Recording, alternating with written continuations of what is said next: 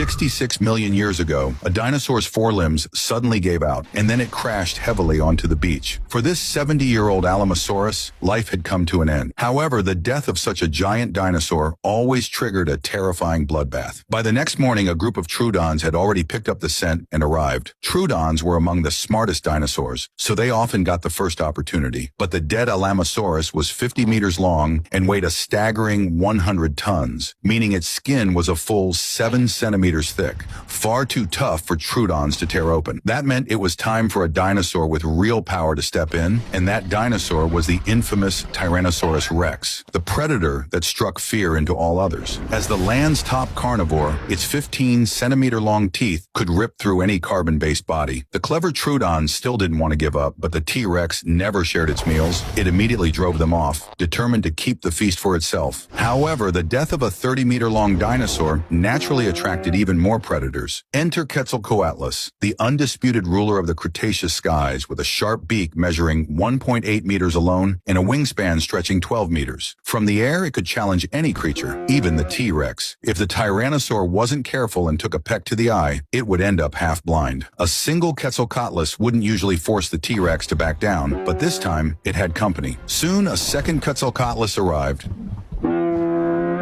And now, facing two opponents, the T-Rex was in serious trouble. A fight was inevitable. Despite their numbers, the Quetzalcoatlus pair avoided direct combat, using their aerial advantage to harass the T-Rex from above. Since the T-Rex couldn't fly, it had no way to counterattack. In the end, the frustrated tyrant had no choice but to retreat. This time, it had only lost due to the open terrain, but next time might be different. Now, the two pterosaurs could eat their fill. But that T-Rex wasn't about to give up. It had learned its lesson and went home to fetch its mate before heading into the forest.